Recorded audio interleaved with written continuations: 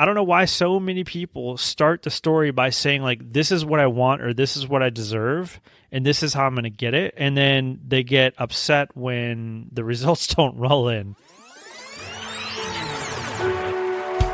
Hey, podcast listener, even if you are alone in your entrepreneurial journey, know that today, right now in your earbuds, you are joined by thousands of entrepreneurs from all around the globe seeking to grow better, more profitable location-independent businesses. If you'd like to learn more about what we do and download our entire back catalog, check out tropicalmba.com.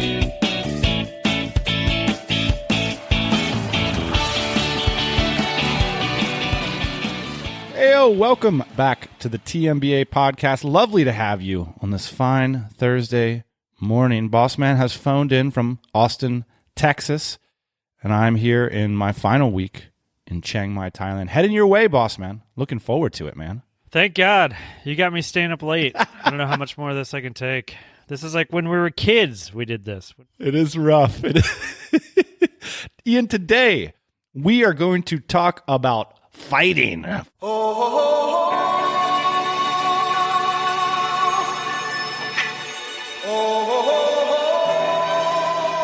We are going to use fighting as a metaphor for the difficulties, the struggle, the process of building a business. There's a famous Mike Tyson quote that says, everybody's got a plan till they get punched in the mouth. Like, we're all getting punched in the mouth. That's the point. But that doesn't mean that you shouldn't have a plan. And there's this great Jason Cohen article over at asmartbear.com, and it's called Kung Fu. Everybody was kung fu fighting. Those kids were fast as lightning. Now, Jason Cohen is the founder of WP Engine. He's been on this podcast before. I truly believe, Ian, his blog is like a national treasure. You spoke at DC Austin, which is coming up next month. Mm-hmm. Hold on a second, though. Before we go into Jason Cohen, I just want to, like, people are very confused. You and I are going to talk about fighting. I don't know if you've met me and you in person, but yeah, not really fighters. So no, I'm we're confused not, about that. Not big fighters. I never. I like half clipped a guy in third grade. That's the pinnacle of my fighting career. You can tell we were talkers, man. Talkers and runners. I can run pretty fast. So the premise of the episode was brought up by Jason Cohen's blog, and he wrote a blog post called Kung Fu.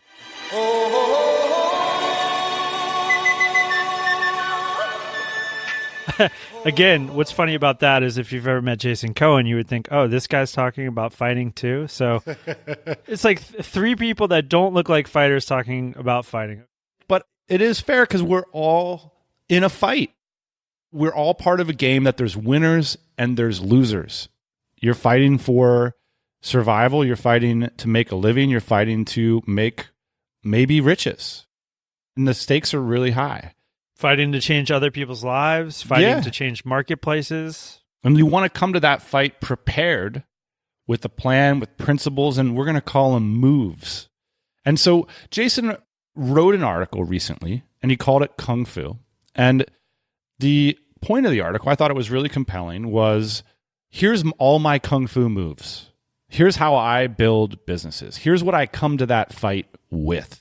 You know, it's like choosing the character at the beginning of Mortal Kombat or whatever. You're like, I really like this move. I like that set of moves. And what I like about Jason's writing style is that he's not saying like this is the only way to grow a business, right? Like I know business gurus that say you should always double your prices, and like that's their move. That's their Kung Fu move. And then you can find the same business gurus that are like, you should slice your prices in half. That's a different move. You know, both can work. You don't really know which moves are going to be the final moves or the ones that help you to win in a fight. So it's really nice to come prepared with a bunch of them. And that's what we're going to do today, Ian. We're going to each share 5 of our favorite Kung Fu moves, 3 of which are going to be borrowed from Jason Cohen's brilliant article, and 2 of which are going to be ours alone. Are you ready for the challenge, boss man? I got some moves, dog. All right. I'm ready for this. You don't have to read the article. I mean, one of the cool things about this article is it was sort of a device for Jason to sort of play the greatest hits, so to speak, because he's written so many wonderful articles over the year about customer development, about pricing, about building teams, that he sort of used it as a chance to like list off his greatest hits. And so all of these like moves are little nuggets that are much deeper concepts underneath that if you find them interesting and you want to put them into your arsenal, so to speak, then you can go explore them further over at asmartbear.com. All right. My number one Kung Fu move, Ian. Again, my first 3 moves are going to be borrowed from Jason. Then I'm going to generate 2 of my own, as are you.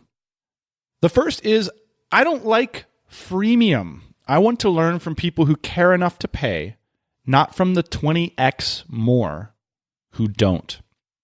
Ian, this is an issue we've been talking about since day one of the TMBA pod. Freemium, of course, is the business model that you give a version of your product for free, and then you charge for features or for a smaller percentage of those users in order to make your revenue. But it also really extends to marketing. I mean, because now so many businesses are contingent upon building an audience and then sort of monetizing that audience. And this has a similar idea to freemium. And one of the moves, the move here is that this idea of engagement, and especially in the social media era, we're just out of our minds.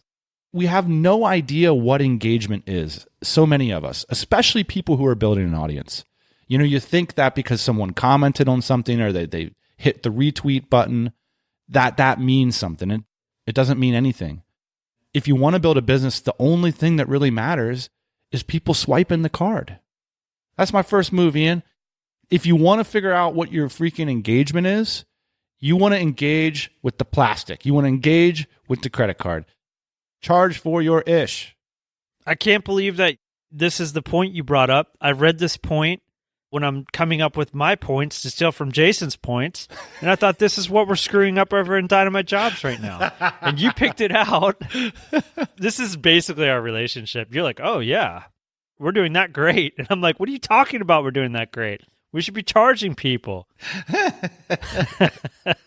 So this is what we're fighting about right now in Dynamite Jobs. And we're not really fighting about it, but this is my judo move. I'm representing to you that I like this is philosophically, I appreciate charging people, but I don't really want to do it.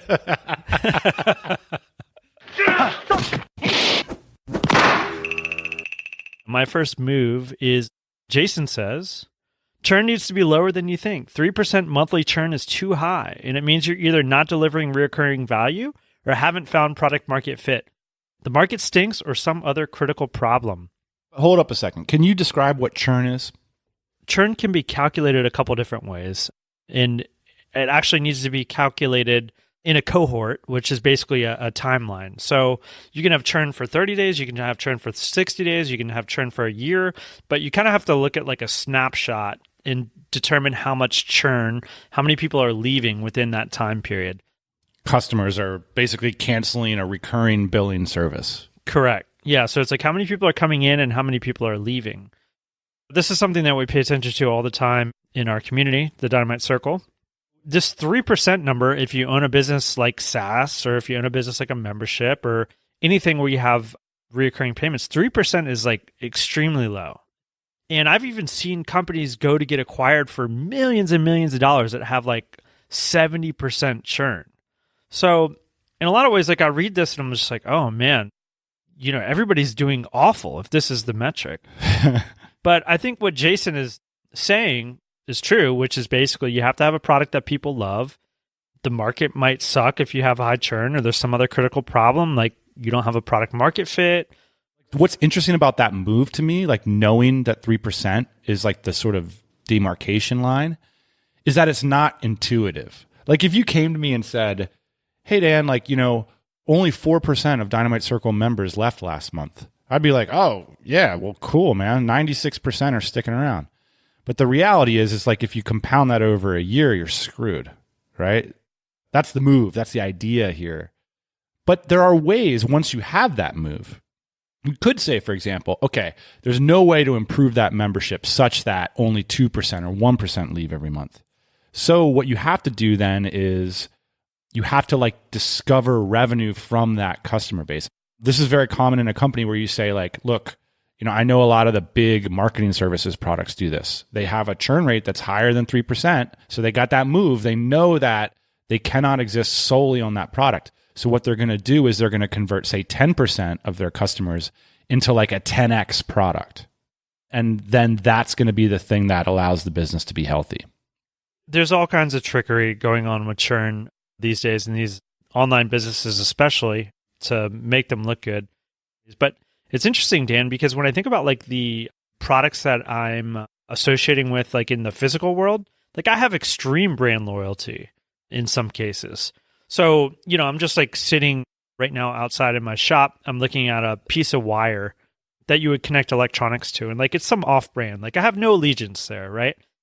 But then I look over at steering wheels for my race cars. It's like, oh yeah, I only buy one brand of steering wheels. It's got to be Momo Dog.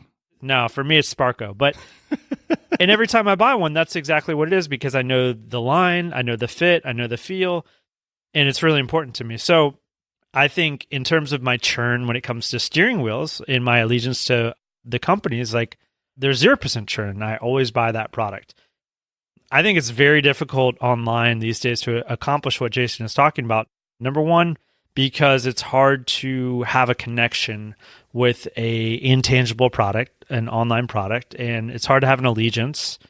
And also because there's tons of competition and it's very hard to differentiate yourself.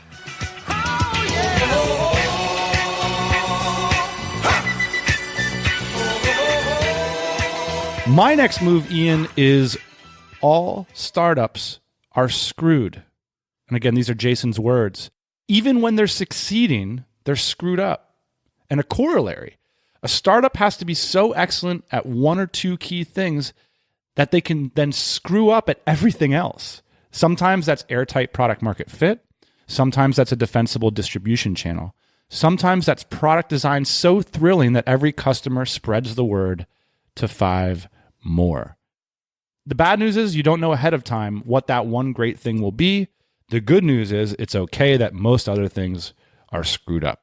Now, I think this is an important one to understand, Ian, particularly when you're dealing with team building, because it's very common for team members to kind of want to touch everything to make everything okay.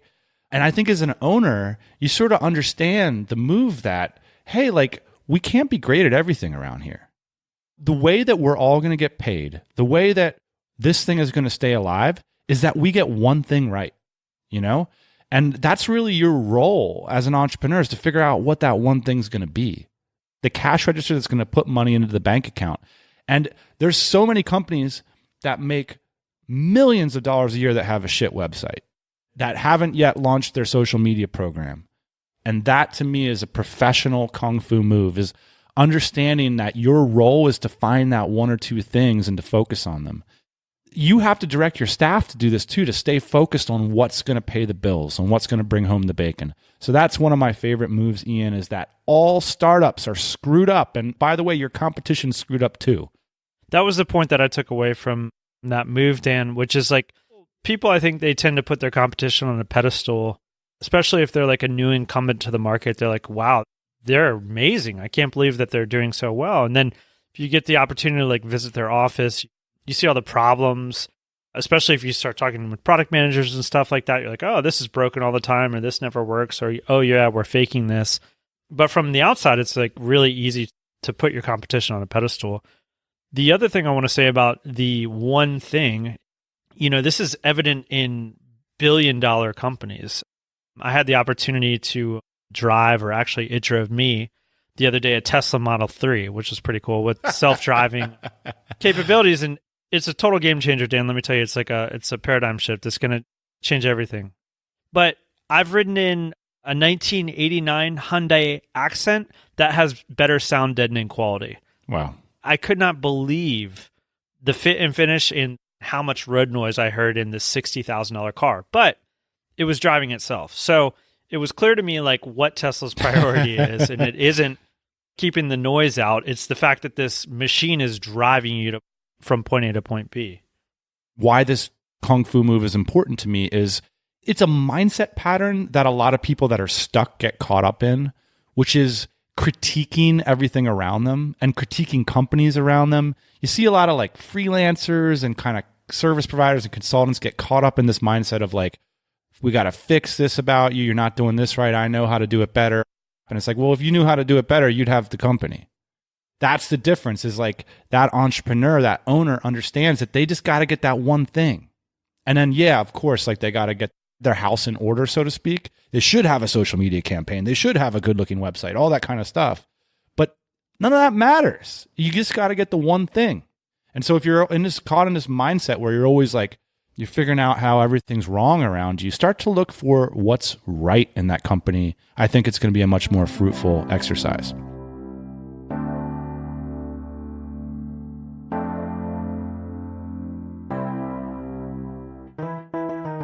Today's show is sponsored by Ahrefs. For a lot of our listeners, Ahrefs is already your number one go-to tool for optimizing SEO search traffic results. And this year, they have dramatically improved their Keywords Explorer by rebuilding it from scratch using new technology. Ahrefs' new Keywords Explorer 3 gives users access to data not just from Google, but from 9 more important search engines, including YouTube, Amazon, and Bing. For SEOs and content marketers, that means you can really maximize exposure for your work or business. Pretty cool. Remember that Ahrefs is not just about backlinks. It's actually a full suite of SEO tools, kind of like a Swiss Army knife of search engine optimization, something that you never want to be without. So whether you need to run a technical site audit, do competitor research, or identify high-value keyword opportunities, Ahrefs is the tool you need, something I so wish I had back in my days as an SEO. Check them out at ahrefs.com. That's Ahrefs. And big thanks to Ahrefs for sponsoring the show. Dan, my next Kung Fu move via Jason. It's hard to get 1,000 paying customers. It's easy to get 100 if you have a real product. Price so that 1 to 200 is enough for all of the founders to work full time. Ooh. This means you have to charge $50 to $500 a month and make something of genuine value. Oh, that's a good move. I love that move. It is hard to get 1,000 paying customers, relatively easy to get 100.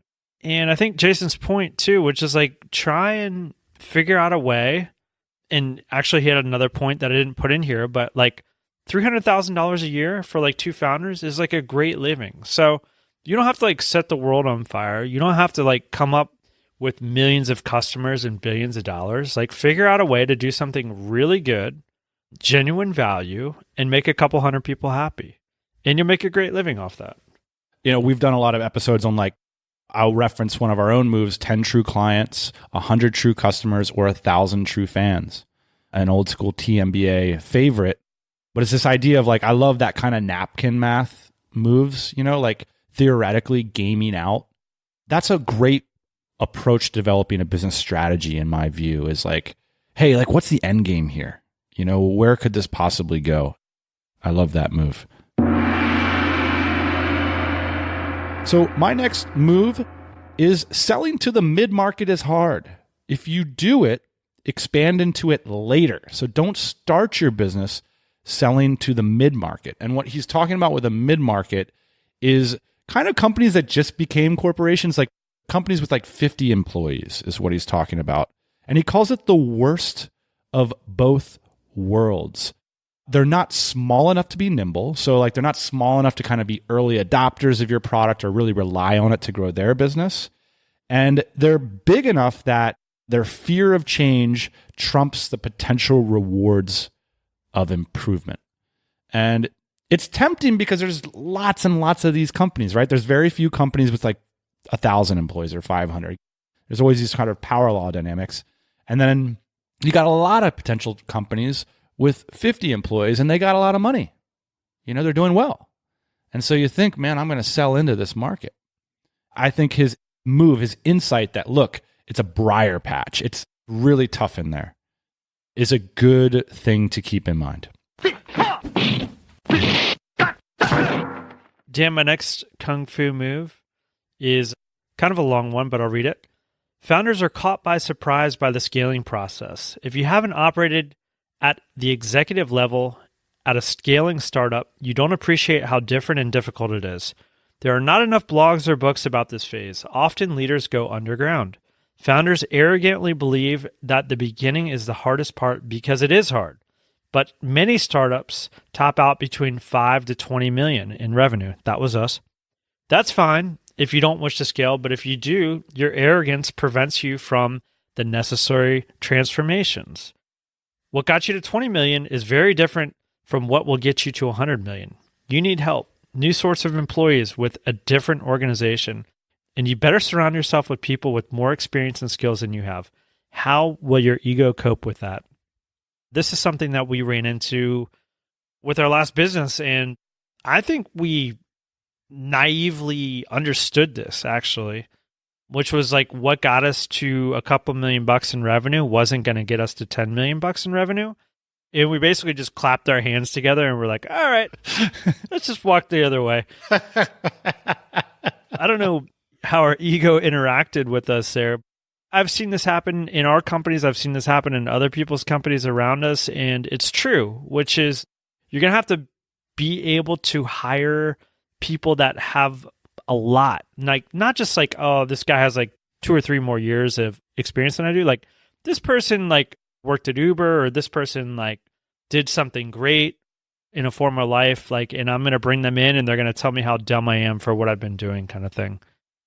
This is hard because these people are really expensive, and also it's hard because you're going to get to see how inexperienced you are at something. But, you know, WP Engine, the company that Jason owns, I think that he's probably speaking from experience. That company is, as far as I know, the largest company that he's ever run before. He has like true professionals working there, like people with like decades of experience. That's what it takes. Like you got to bring in a real CEO sometimes and step down and say like, you know, I was a $10 million CEO. I'm not a $100 million CEO. And your ego is probably going to suffer. Yeah. And, you know, part of it too is like those people aren't easy to find or to convince to work for you. It's tough, right? It's tough to find somebody that's actually able to execute and that you can collaborate with as well. So this is an interesting point. For me, it's like definitely outside of my experience. And it's interesting to say like, hey, your arrogance is preventing you from understanding these things. And I definitely think in my case that my arrogance has prevented me from learning a lot of these key concepts when they would have benefited me quite a bit. Well, one thing too that entrepreneurs I think like undervalue is that like they're doing the one thing that they can do, which is getting companies off the ground. And these people that come in later to run much larger organizations, a lot of times they're smart enough to know that they're not entrepreneurs. They're like, oh yeah, that's not me. I'm like Mr. and Mrs. come in at 100 million and like, let's bring this thing to $1 billion and go public. Like what you did, like good for you. I could never do that. Right. I think a lot of times it's the entrepreneurs that have a hard time letting go of what they've built and understanding that they're not the people to bring it to the next level. My next move is pricing determines everything else. And a corollary is price must be a part of your initial customer discovery, not an afterthought after you, quote, first make sure there's a pain. I'll tell a personal anecdote actually that's related to this. I was at a quite an interesting table of individuals after DC Austin last year. And Jason Cohen, the author of this wonderful article, was there. And it was cool meeting him for the first time because this is not blowing smoke. He is a unique intellectual force in the room. So we're sitting around this table. There's 8 entrepreneurs.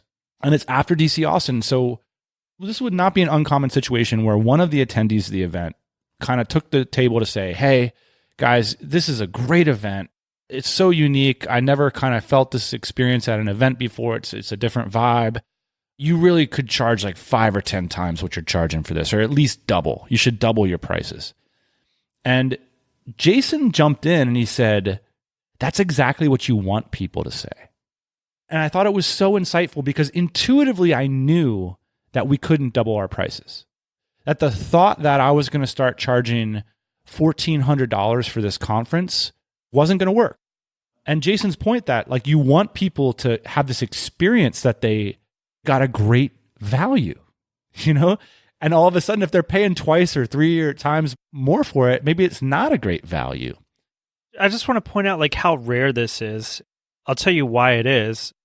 It starts with a G and it ends with greed, right? Like all these companies, all these people, they get greedy and they figure out that people are willing to pay a lot more. There's so few products in my life, Dan, that I buy and I'm like, oh my gosh, I would pay triple for this. This is amazing.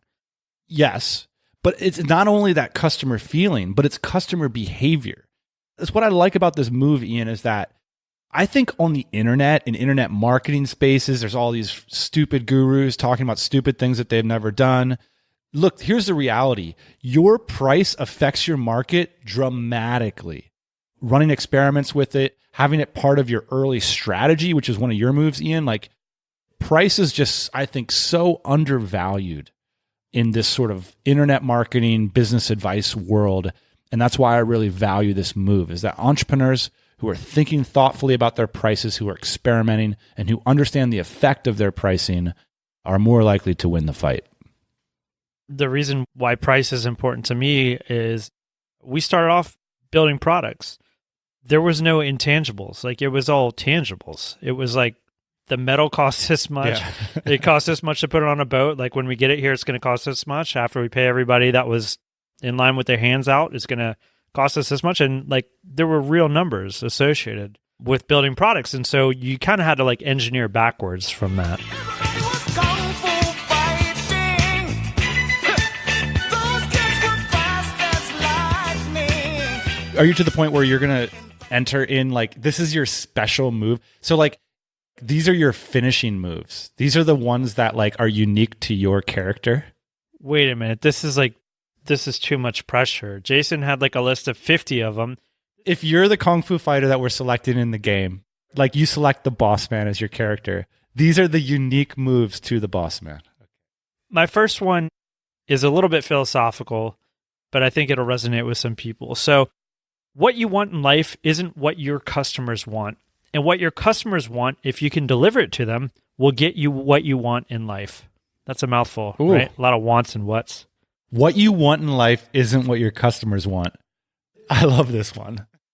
You know, Dan, a lot of the reasons why people start lifestyle businesses, the reasons why people start bootstrap businesses is to change their lives. Like, that's what we did. In 2007, we're like, we want to change our lives.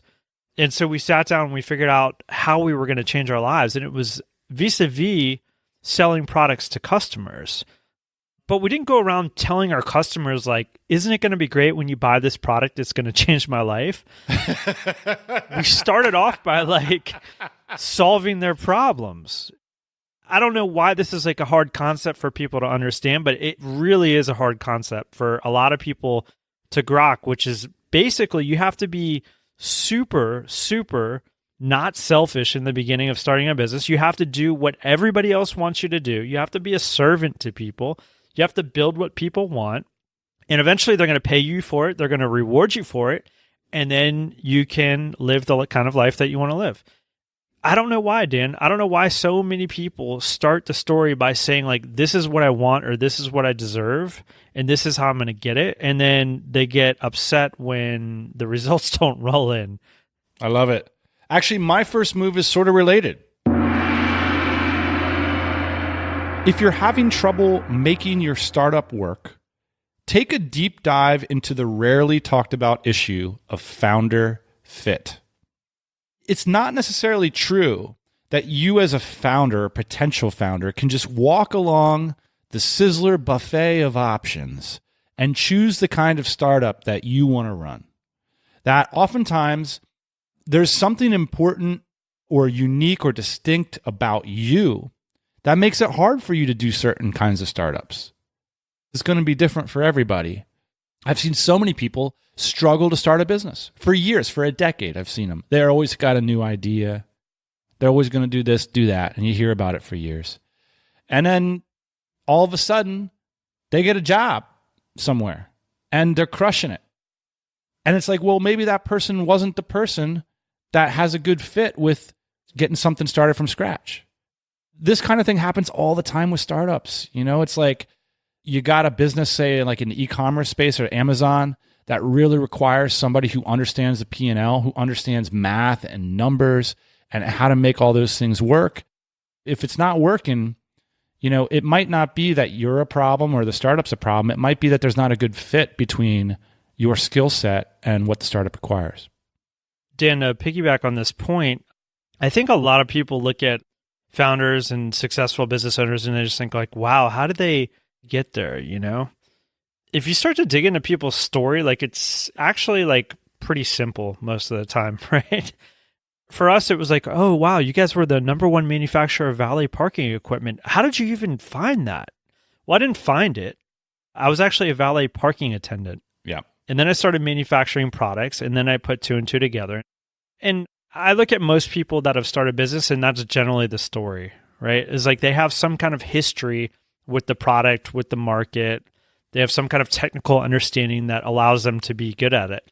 The people that you're talking about, Dan, that end up hunting and hunting and hunting for businesses for their whole life, they can't figure it out, are generally people that have no specialized knowledge at all. Not to say like you're a better or worse person because of that, but like you haven't taken a couple of years to deep dive in something enough to understand how to make money doing it. Very good. So what's your finishing move, boss man? Design, quality, customer service. Focus on these things. Nothing is new. Improve on what exists if you can't change the world. I don't view myself as like a world changer, Dan. I don't know if you realize that, but like not Elon Musk. Not yet, boss man. Not sending things to Mars, none of this stuff. I'm improving on what already exists. I've already tried to come up with my own products. Those were the products that failed miserably. I'm tweaking. Look, boss man, before I get just overly depressed, I want something for the future of our partnership, this podcast, and our entrepreneurial trajectory is so many great people really only turned it on in their 40s. Okay? So let's not talk about Stephen Pressfield. Immanuel Kant. He didn't write his great works until he was in his 40s. And I've got a laundry list of people in my personal notes that turned it on in midlife. Come on, me and you, we're going to do this thing. Come on, man. Okay. I don't want to be negative, and I hope I'm not being negative. And this applies to Dynamite Jobs, our newest venture. We're finding new things to do in the recruiting space. We're finding new things to do in remote work, in job boards. But none of the things that we've come up with so far are new ideas per se, right? They're building on old ideas. They're applying new technologies to old ideas, but they're not new ideas, right? They're just little tweaks. And so I think my challenge to people listening to this podcast is just find a tweak, because it's a lot less intimidating than coming up with a new idea. Like you just have to figure out a better way to market a product. You have to figure out a better design. You have to find a better cost structure, right? There's a million things that you can do, but don't put too much pressure on yourself to come up with a new idea. And for those of you who are resonating with the boss man's point right now, I will reference you to one of our greatest hits called Rip, Pivot, and Jam. We'll link it up in the show notes to this one. My finishing move, our finishing moves, Ian, they're all of a certain flavor. So here's mine. Get paid to work in your market for years before you start your company. It's referencing that simplicity that you're pointing to. It's referencing that like no need to be a world changer. It's simply that reading articles on the internet and taking courses and listening to podcasts and stuff, it's nothing compared to working in your market and earning that specialized knowledge and then finding a tweak from there. And starting a business is just so much harder than getting a job. And so if you can't get a job and crush in that job for a small company, then you're not going to be able to do it on your own as someone with no resources. So that's my challenge to you is if you want to start a business in the e-commerce space, in the blogging space, in the content, whatever, go crush. Go crush for somebody while you're getting paid. If you can't do that, I don't believe that you can start a company. One follows from the other. That's the simplicity that you're talking about, Ian. But there's a lot of intelligence baked into that concept of doing a good job, actually creating results, having good relationships, persuading another party to reimburse you such that you can live off of that. All those things are what entrepreneurship's all about, and you can do it in the context of a small business.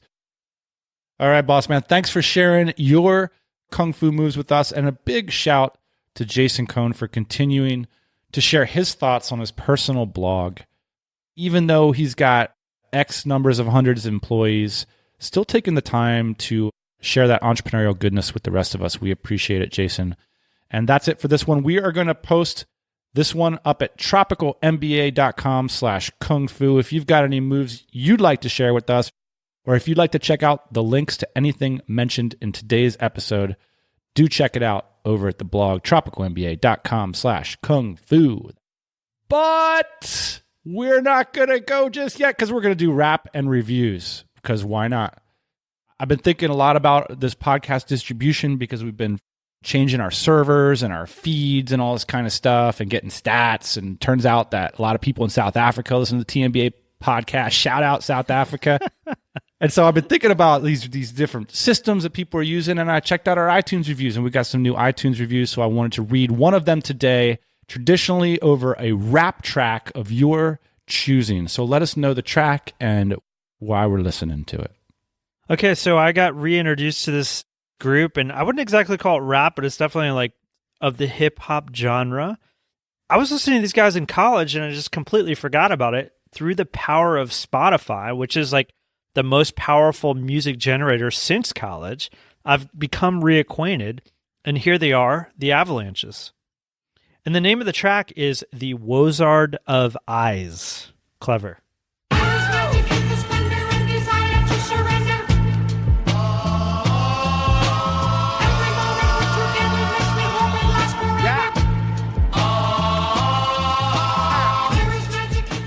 All right, this week's review is from Nata from the Ukraine. 5 stars. I've been a fan for 3 years. I love that. I've listened to this podcast from all around the globe, walking by the Tower Bridge in London, on the border between Brazil and Argentina, on the streets of New York. It's amazing how connected these guys make me feel to the community of entrepreneurs. It's always great to get new ideas on every pod. That's right, Ian, pod. It's great to see how the hosts evolve year by year and how their priorities and perspectives shift. I would definitely recommend this podcast to anyone who's wondering if it's worth your time. It's definitely worth it. That's right. Thanks so much, Nata. We appreciate you listening. All right. That's it for this week's pod. Thanks for listening. We'll be back next Thursday morning, 8 a.m. Eastern Standard Time. Hey, thanks for listening to the Tropical MBA podcast. You can go to tropicalmba.com, get access to hundreds of back episodes and all kinds of other goodies. Load up your iPod. That is the cheapest way to fly business class on your next international flight. We will see you next Thursday morning, 8 a.m. Eastern Standard Time.